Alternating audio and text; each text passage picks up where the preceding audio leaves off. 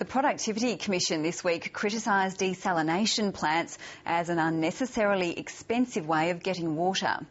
The company building Victoria's multi-billion-dollar plant is struggling to meet deadlines and will scarcely make a profit from the project. Some analysts blame the pay agreement unions struck with the company, a deal they say is making an impact across Australia.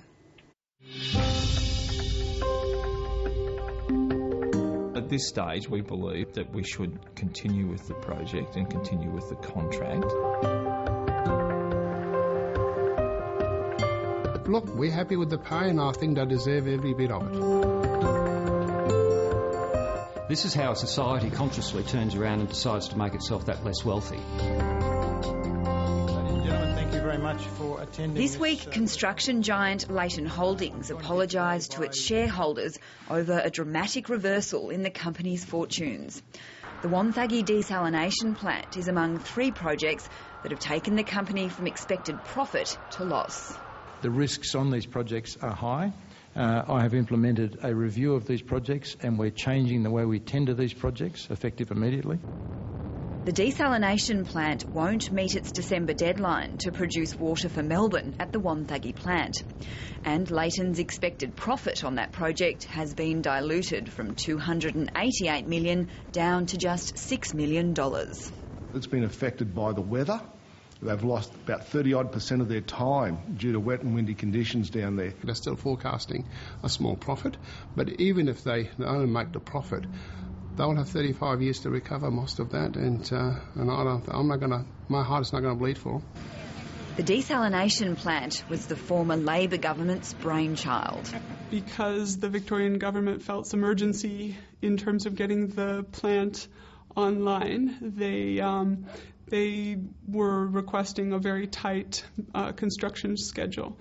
And the problem with a very tight construction schedule is that once you've agreed to that, the union pretty much has you over a barrel. We had a series of companies competing for the contract to build the desalination plant, and that's an issue the companies negotiated their commercial arrangements. It's a little bit unorthodox, but I think they need to sit down with the Victorian government and see if they can renegotiate.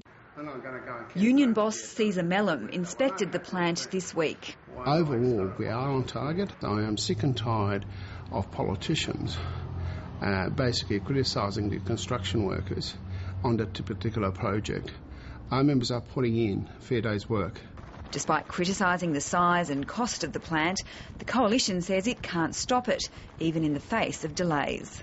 Given their failure, though, doesn't that give you the upper hand in terms of renegotiating the contract? Well, at this stage, we believe that we should continue with the project and continue with the contract. They've assured us at this stage they're still saying they can meet the June 30 deadline for next year.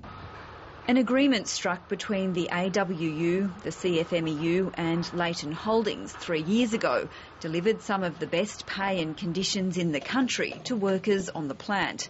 Some estimate tradesmen can earn more than $200,000 a year. But it's more than a fair day's pay for what they're doing, though, isn't it? It's the best agreement struck in Australia's history in terms of pay. Look, depend what industry you're looking at. If you're looking at civil construction industry, that's correct. But understand it's the conditions as well. I mean, you'll be working in very tough conditions. I blame the dynamics within the union movement itself. I blame the relationships back to the ALP and the government in Victoria.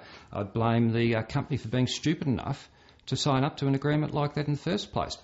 Ken Phillips runs a not-for-profit group representing the self-employed. He says labour costs at the Wonthaggi plant are 30% higher than most other projects. This desal deal is being brought in and used as the benchmark for all of those new projects. So we're talking all the mining, it's hitting the offshore gas projects at the moment. We've got a flow-on effect here. It's going to hit the budgets of all the governments right across Australia in terms of the infrastructure spend. So we're talking massive cost escalations on really everything that we build in Australia.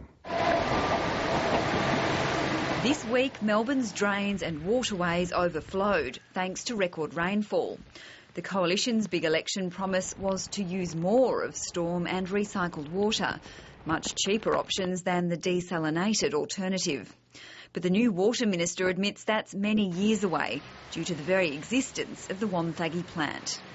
If you look at the demand curves for Melbourne Water, with the desal coming online, you're talking about the need for the next major augmentation somewhere around 2025 or 2030. So with water bills set to more than double for Melburnians and woes for the construction company, who actually benefits from the biggest desalination plant in the country? Our members are happy to have a job and build that great piece of work. But I think ultimately Victorians will be the winners.